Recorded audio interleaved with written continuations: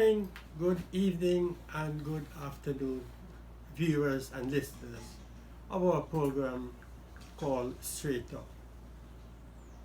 We have been talking for quite some time about what has been happening on the elections front. And that has been a very interesting topic for many of our viewers because they would like to be kept up to date with developments on this very important front, which has to do with who will be the next government after March 2nd, 2020. Recently, there has been a big hullabaloo about the removal of 28,000 names from the voters list. But we will talk more about this in our next program. I believe it is important at this point in time for us to make a different discussion this morning. And this is about the crime situation in Guyana. Now, I have been in this sector for almost 10 years, that is, as the Minister of Home Affairs. And I can tell you that sector is a pretty difficult sector to oversee. In addition to that, I have been the parliamentary spokesperson on public safety and security in the Parliament of Guyana. Well, now the Parliament, as far as the PPP is concerned, has come to an end. We now have to await the election of a new Parliament in order to follow what takes place in the House, as we expect laws to be passed by the new government, that is the PPPC, in order to address the crime situation in our country. But I'd like to make a few points and to elaborate on those points in order for us to have a fairly good appreciation of how the crime situation in Guyana, and in fact in any country, ought to be addressed. Now, I must confess that this is not a favorite topic for most people. People like to read about the crime situation, some don't. People like to hear about the crime situation, but some don't listen to it because it is too much of a stressful topic. But that notwithstanding, it's a very much debated topic. It's debated in the media, it's debated in the marketplaces, it's debated in the public places, and it's debated among families and friends. It is even debated among the diaspora overseas. So the crime situation is one that is worrisome for a significant amount of people, both inside and outside of Guyana, and quite justifiably so. I mean, after all, who would not be concerned about the crime situation in their country? Even if people live abroad, they have relatives, they have friends in Guyana. Some are very close relatives, some are very close family relations. And most people abroad are concerned about the welfare of their friends and their families in Guyana, and even those who live here are concerned about the welfare and the protection of their family and close relatives. So why is it that crime is not a favorite topic for a lot of people, but at the same time, why is it so much debated? Why is this so? This is so because of one fundamental reason. And that reason is it has to do with the loss of life. It has to do with the loss of limb, and it has to do with the loss of property. Life, limb, and property is what one could describe as the three most, if not very important, aspects of any human being. Who wants to who wants to lose their life? Who wants to lose property? Or who wants to lose a part of their body as a result of a crime committed by persons who thrive on other people's well-being. Life is a very precious thing for everyone. Only the other day, and this is not to do with crime, we read in the local newspapers of a little baby almost 1 year old wandering off and falling into a pond and drowning. Life of a 1 year old, how much more precious could that be? They have not even started out in life as yet. But nevertheless, people feel for these things. So life is very important for all of us, whether we are alive or whether we live in Guyana or not. Property is also an extremely part of our human endeavor. You buy a property, you buy a motor car, you buy a TV, or any other form of property after working so hard, only to have bandits invade your home and take away your precious belongings. Jewelry which your grandmother or your mother might have given to you at marriage or at some important event.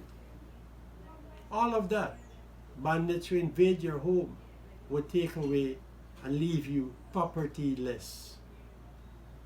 Limb, meaning a part of your body. When the bandits invade the home, they would come with a cutlass or they would come with a firearm and threaten you. Even when you give them all that you have, they still threaten you to tell you that you have more and you must find it and give it to them. If you don't, then they beat the hell out of you, they chop you, or they shoot you. And this is what makes the crime situation and discussions and debates on the crime situation so frightening for so many people. And that is why it is important. Now I'd like to make a very important point that I have been making while I was the Minister of Home Affairs. And I have insisted that crime is a subset of public safety and security. Let me repeat that. Crime is a subset of public safety and security. What do we mean by a subset? By a subset we mean that crime is not a standalone issue.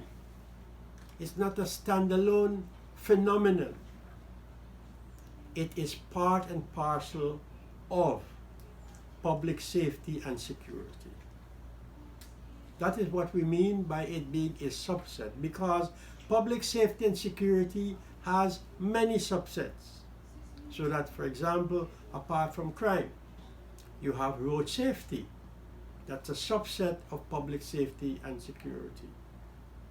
So you have many other areas of public safety and security that is made up of various components.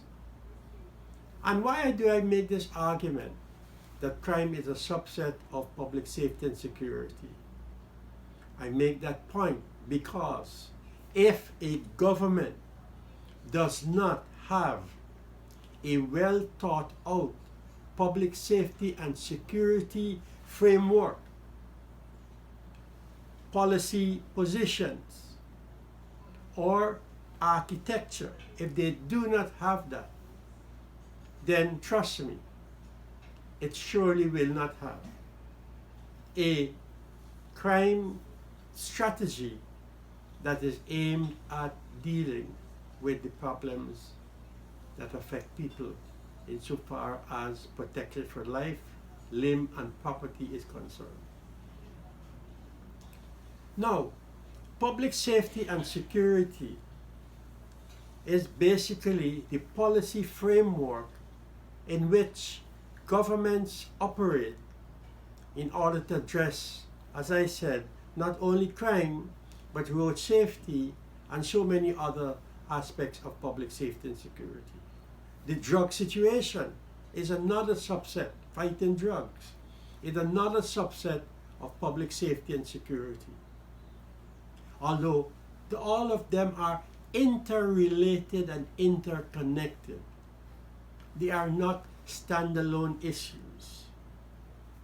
Now, if the crime situation gets out of control, like it was when the Feynman gang was wreaking havoc in our country, if the drug situation gets out of control, like it is at this point in time, and if road safety is totally out of control like it is now, with so many people dying unnecessarily on the streets of our country, that means that public safety and security is in jeopardy. It means, in effect, there is no public safety and security for the people of the country. Once those subsectors fall apart, it means that those who are managing the public safety and security sector, those who have oversight of it, and usually these are the politicians.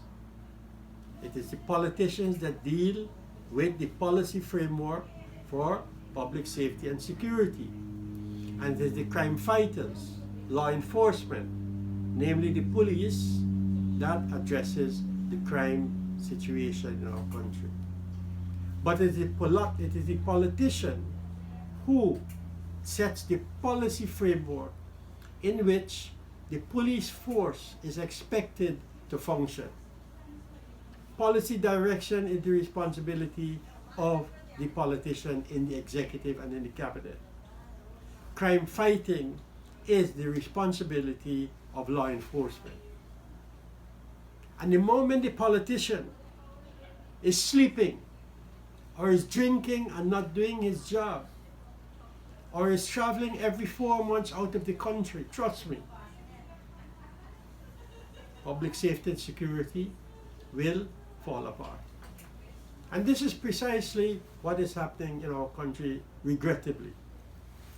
We're not happy to talk about this, but the fact of the matter is we have a public safety and security minister who wants to be the prime minister, although he was the crime minister and couldn't solve the crime situation. Now he's aiming to be the prime minister. My friends, trust me. If a minister or a person who purports to be a minister could not and cannot deal with the crime situation in our country, you tell me, if you can, how that same person could effectively be a prime minister of the country.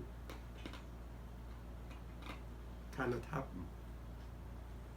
And so, once you have the individual who is a civilian overseeing and reporting to Parliament and Cabinet about public safety and security, while the crime situation has gone completely out of control, I am saying to you, he does not qualify to be the Prime Minister of this country.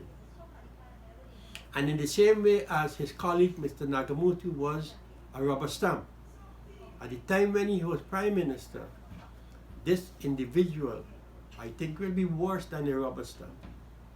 Will be, I don't know what is the name for something that is worse than a rubber stamp, maybe a staple machine. But even a staple machine holds things together. The question is, will he be able to hold things together when he failed to hold the public safety and security situation together? So to effectively fight crime, you do not necessarily only have to have a good police force, which is something that is always debatable. Because anytime the crime situation escalates, it's the Ministry of Public Safety and Security that comes under the microscope, as well as the police. And you know what is so intelligent of our people? They know how to make the connection. There is no Guyanese who is following the crime situation in our country that will say, hey, you know what? It's not Ramjatan who's responsible for that. It's not Mr. James who's responsible for that. It's Walter Lawrence. Or it's Jai Paul Sharma. They're not going to do that because they know very, very well, trust me. Guyanese are smart enough to know who is responsible for the breakdown in public safety and security, and as a consequence, the issues to do with the crime situation of the country. They will point their finger straight in the face of Mr. Ramjatan, who has been afflicted by what you call red carpet fever. He wants to be the Prime Minister of Guyana, when in fact he failed as the Crime Minister of the country. Now, why is this framework so important? The framework for public safety and security is important because it lays the basis. It sets the policy framework. It provides the analysis. It provides the policy direction in which crime is to be fought by the police. The moment you have a minister getting involved in fighting crime, and he's going out there as though he's a policeman, like Mr. Ramjatan does from time to time, to get some publicity, people ask questions. Is he a policeman? Is he a detective? He is the one that should be setting the policy. So the framework lays the basis, the theoretical basis, the philosophical basis, as well as the policy direction for fighting crime. And that is why it is so important. Now, we've heard for quite some time that the government had received help from the United Kingdom in the form of an expert to formulate a new policy, a new framework for the fighting crime and for public safety and security. That he formulated a strategic plan. And by the way, when I went to the Ministry of Home Affairs in 2011, I found maybe about 10 different strategic plans. Imagine that, about 10 different strategic plans were drawn up by previous administrations to deal with the fight against crime. We took on the task of formulating a new one because we said to ourselves, hey, obviously these plans are outdated and did not work. And so with a new government in office, we decided to formulate a new plan. And we did that. Now, the British government had offered us help to formulate that plan.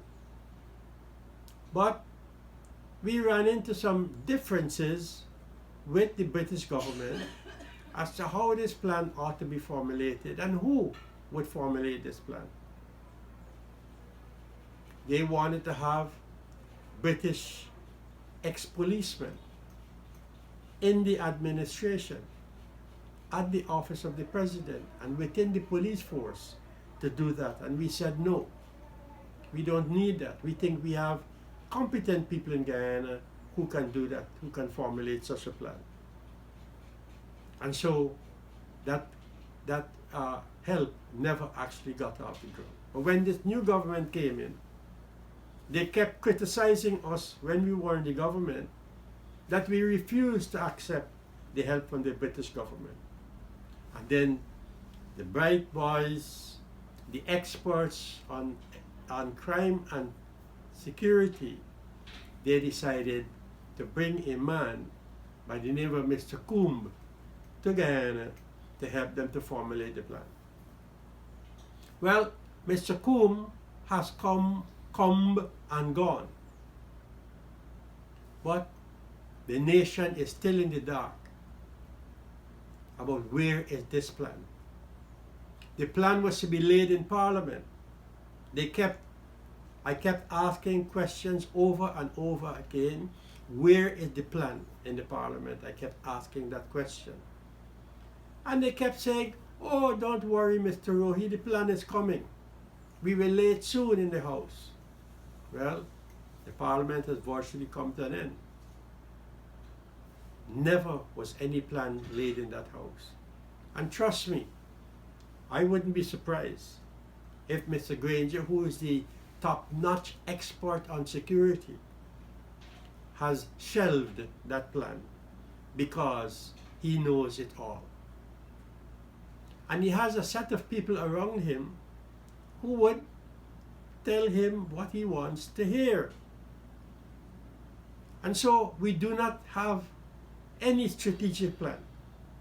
We do not have a strategic plan in Guyana to deal with public safety and security, and as a result of that, no plan to fight crime.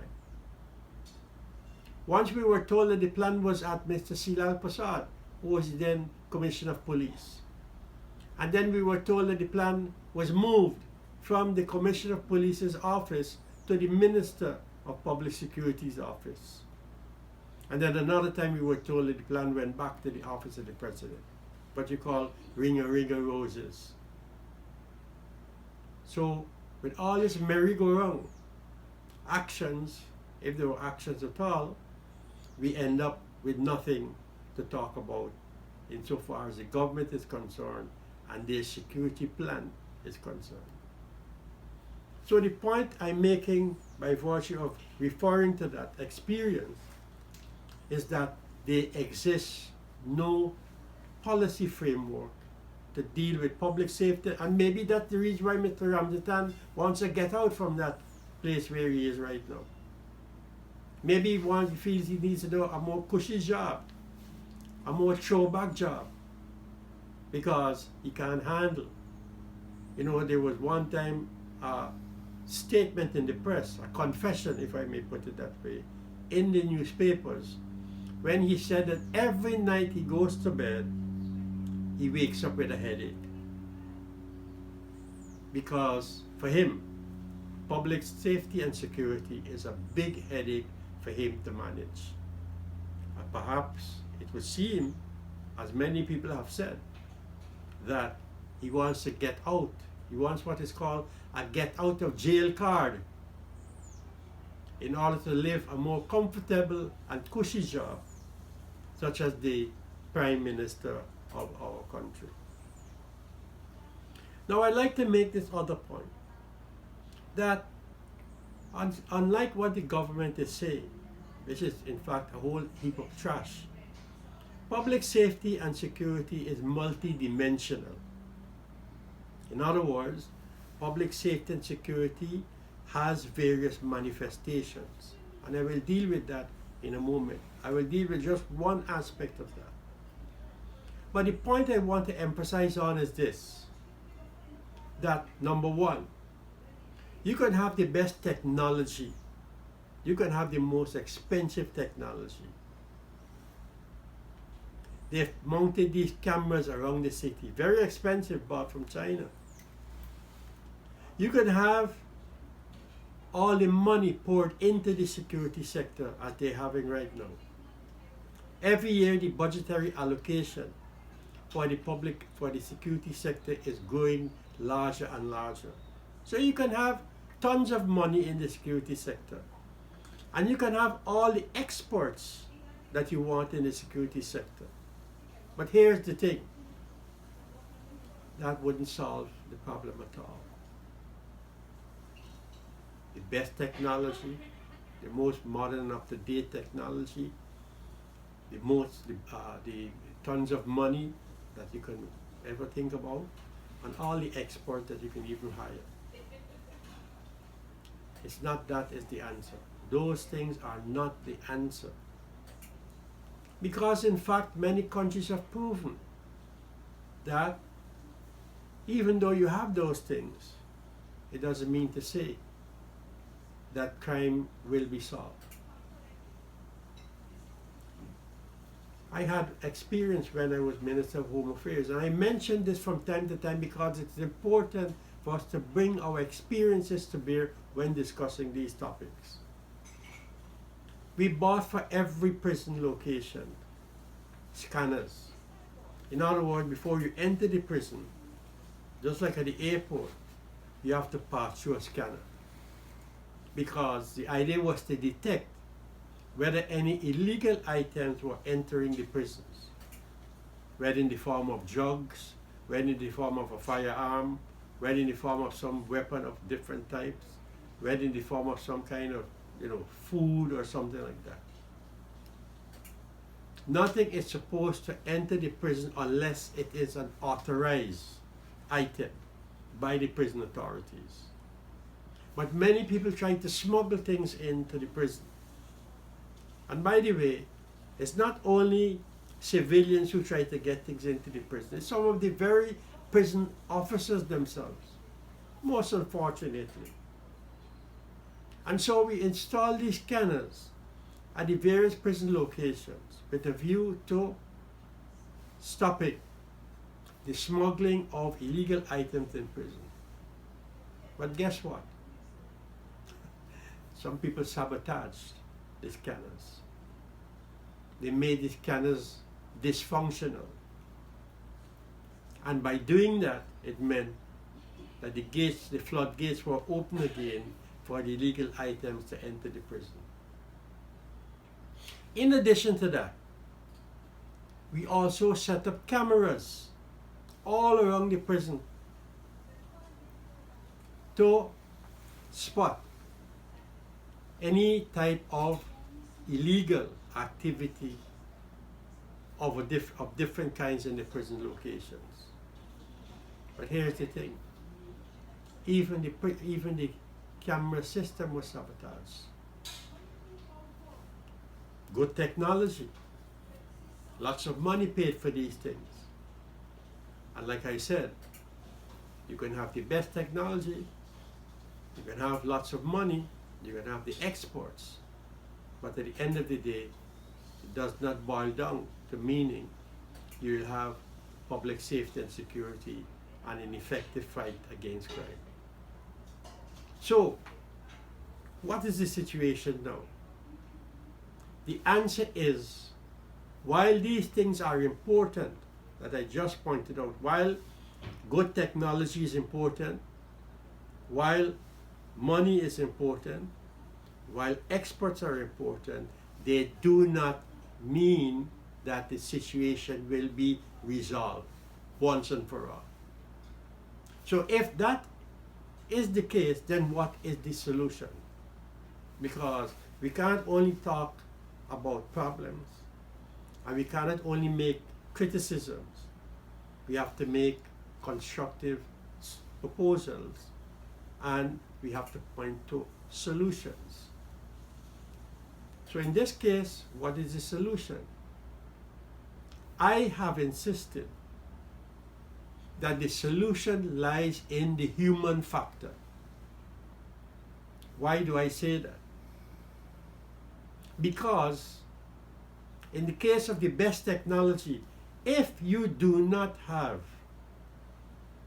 competent, trustworthy, and professional people who are dedicated to their job to manage the technology, to protect the technology,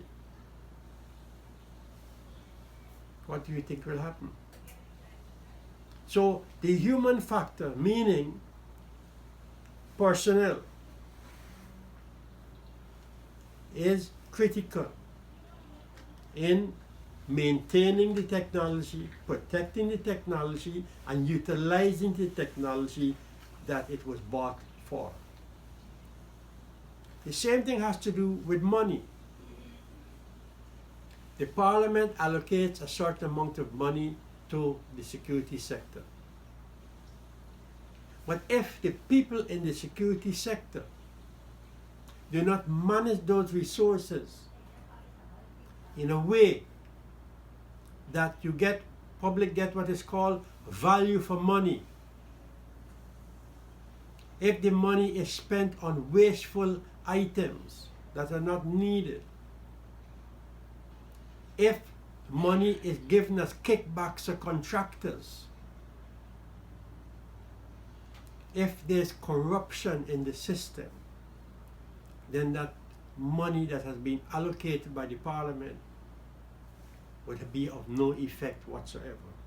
And so you come back again to the human factor. You need professional, honest, dedicated, and committed people in the sector to manage your resources, apart from having them to manage the technology. And like I said, you can have all the experts, but you have experts who are experts. You have experts and experts, meaning some people come to you with a very impressive CV. They tell you they've been working in so many countries. What they don't tell you is that they changed jobs maybe about 50 times. Or maybe they were dismissed so many times from the job that they had. And so the CV could be very impressive, but the performance, the discipline, the professionality of the individual is what matters in this particular sector. And that is what makes this sector so challenging. The human factor is what matters. So it was not only these items that I pointed out that is important, it's the human factor that is important. Now let me move quickly to another issue here, linked to this human factor issue. You know why elections are so important? And do you know the reason why people all over the world are very concerned about who runs the government? Look at what's happening in Chile. Look at what's happening in Argentina. Look at what's happening in Lebanon. Look at what's happening now in Iraq. In all those, for example, in Haiti. In all of those countries, people are marching and demanding accountability. They are not satisfied with the governments in their country. Too much corruption. Now, elections are important because, as we all know, the outcome of the elections has to do with who runs the government the next turn around. If you have in power a government that has lost the confidence of the people, that the people do not trust, and if you have a government elected like we had in 2015, the APNU AFC in office, look how in a matter of 4 years, people are ready to kick them out from office. So, the government is important that is elected, or the party is elected, is so important to run the government because at the end of the day, it is this government that is now formed that addresses all these questions. And one of the areas that the government has to address is the public safety and security question. Now, if the people have lost confidence in the government, the people have lost confidence in the government, if the people don't trust the government any longer because they've lied, they've misled, they've deceived, they've beaten the people, they've done so many things. When I say beaten, I mean psychologically. How do you expect these people who have suffered so much under the government to give them 100% or even 99.9% support in the fight against crime or in public safety and security? So it all comes back to elections. People want elections in Guyana now. In fact, people wanted this government to go since March of this year, because the crime situation and the public safety and security situation has gone completely out of control. And that's one of the reasons why the people want to see the back of the government. And so it comes back to the whole question of elections. And it comes back also to the question of the human factor. Human factor is in the electorate. Electorate that elects a government which the people can trust, which they can confide in, which they can believe, and which ultimately they can give their support to in the fight against crime and in relation to public safety and security. And that's what I mean by the people factor, by the human factor. Now, once you have people like that working in the various sectors who are committed, who are not going to see something go wrong and leave it, but try to correct it. Once you have people like that in the system, trust me, my friends, you have a government that is about to take off successfully. It's all about the trust, the confidence, the belief of the people in the government. And that flows back to support in the government, in their policies, and in this case that we're talking about, in their policies in terms of fighting crime, reducing crime, preventing crime, and that, as I said, being a subset of public safety and security that the people support. You have to put a minister there that the people feel that they can trust. But you have a government that came in. One of the first things they did was to take away the vehicles from community policing. Now, community policing has to do with people. It's the people in the various communities who form these community policing groups. I remember some very important people in this country who are now prominent businessmen used to be part of community policing, what's called the impact group, like Mr. C.N. Sharma. Many of these people were in community policing groups.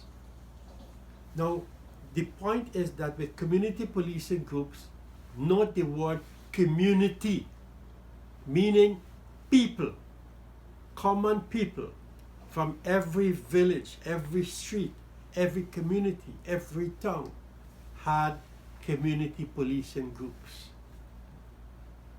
This is where we come back again to the human factor.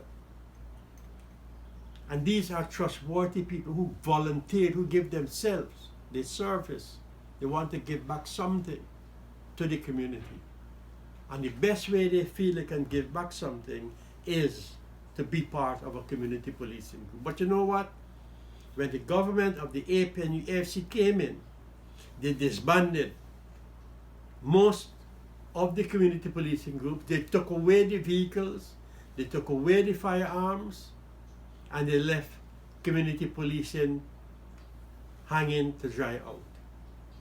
As a result of that, many of the groups collapsed, people lost interest, and as a result of that, many communities were left unprotected because the police do not have the capacity to police every street, every village, and every town. They do not have the capacity, and many do not want to do that. And so the answer to that was to be found in the creation of community policing groups, as well as what is called neighborhood police. Neighborhood police as well as community policing. That is the human factor in fighting crime and in assuring public safety and security. Human security, that is what is critical. Giving back something to the community. You have in place a government that talks about constitutionalities and rule of law when it is doing completely the opposite. And that is why people have lost total interest in the government and wants elections as quickly as possible. So we have a high incidence of gun crimes. Many of the crimes today are committed with a firearm. Where are the firearms coming from? This government, when they were in the opposition, said that they're going to stop the firearms from coming across the borders, whether it's from Venezuela, Brazil, or wherever. They have failed miserably to do so. They have failed miserably. The firearms are still pouring into the country. And as a result, you have people renting firearms just like they rent their cars. They rent a firearm. That firearm is used in the commission of a crime, to threaten people, and to kill people. And so gun crimes is one of the biggest, most serious crimes in our country today. Over 2,000 crimes committed in this country are unresolved. over 2,000 crimes remain unresolved in Guyana. What is the problem? Is it the CID that is not working properly? Is it the investigative skills of the police is not up to scratch? This is very important because everyone who had a crime committed against them would like to see a solution to this situation. In Starbuck Market and around Starbuck Market, every single day someone is being robbed. Either of a cell phone, piece of jewelry being snatched from them, pickpockets stealing their money from them and their purses and so forth. And the crime situation around Starbuck Market, and in fact in Georgetown, what is called A Division, is one of the worst that one can imagine. But it has stretched its tentacles in Essequibo, in Berbice, and in many other parts of the country. So my friends, Guyana is not very well off when it comes to dealing with crime, public safety and security. This government has spoken about what they wanted to do and what they would have done when they got into the government. Well, they've been in the government for almost 5 years now. And many people are still scratching their heads to find out what is it that they have done. Because every single day, a robbery is being committed either in someone's home, or a car is being stolen, or some other crime or the other. They said they're building a new prison for over 2,000 prisoners. Well, my friend, we've never had a prison population over 2,000. So where are they going to put this 2,000? Who are these 2,000 prisoners they're expecting? Maybe they're expecting an increase in crime. And they're expecting the courts to be more proactive. So another prison, 2,000 more to be hardware. They say they're going to establish an air wing for the Guyana police force. Soon they'll be flying out of government on their own wings, or the people will throw them out. So no air wing as yet.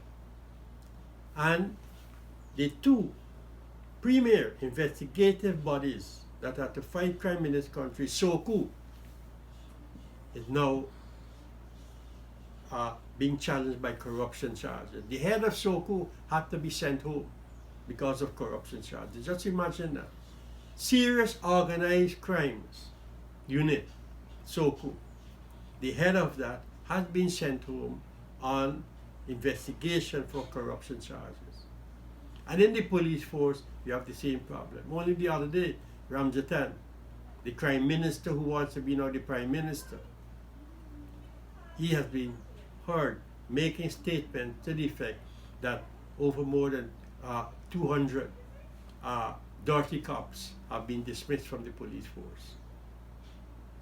So, my friends, I'm not very happy as a former Minister of Home Affairs. I'm not saying that I was perfect in this sector. The sector is a very challenging sector, but what I can tell you is this: you can't be sleeping on the job, you can't be drinking on the job, you can't be going off and having a beer with your friends, you can't be going off and traveling to all countries of the world and having a nice, fancy, good life and expect the sector to be properly taken care of. You have to have what is called a hands-on. Don't mind the criticism people will make. They will say that you're too hands-on, but this is a country that requires ministers that have a hands-on approach to their sector. So unless that happens, particularly in the public safety and security sector, the crime situation will be out of control, as it is right now. And so, while we're not happy to paint this rather gloomy picture of what is happening, the fact of the matter is, it's a reality. And it's more than a perception. And by the way, remember, a lot of crimes are committed in this country that are not reported. What you call unreported crimes. Thousands of them are happening almost every month. But people don't go report them. You know why? Loss of faith. When you ask them, Why didn't you go to report to the police? They will ask you another question. What are they going to do? So you have a lot of these unreported crimes going on in Guyana. So my friends, this is a very important topic, not only for us to follow, but for us to decide. Come March the 2nd, 2020, we will be called upon to make some critical decisions. And that critical decision is to ensure that the human factor in fighting crime, in dealing with public safety and security, is brought back and made to function effectively. That the people who would have voted in a government such as the PBPC, in whom they have confidence, who they trust, and who they know based on past performance has been a responsible government, you are the ones that will make this decision on March the 2nd, 2020.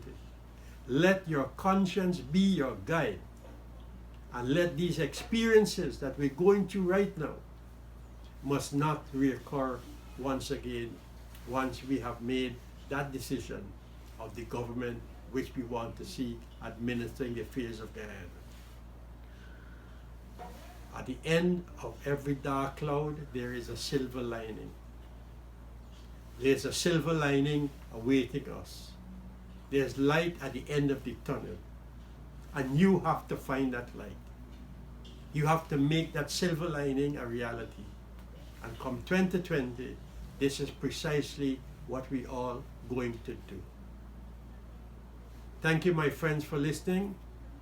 Let us keep following the developments in Guyana as we move inexorably towards March the 2nd, 2020, when there will be a real time for change and a real change with the people's government, with the People's Progressive Party in office. Thank you and goodbye.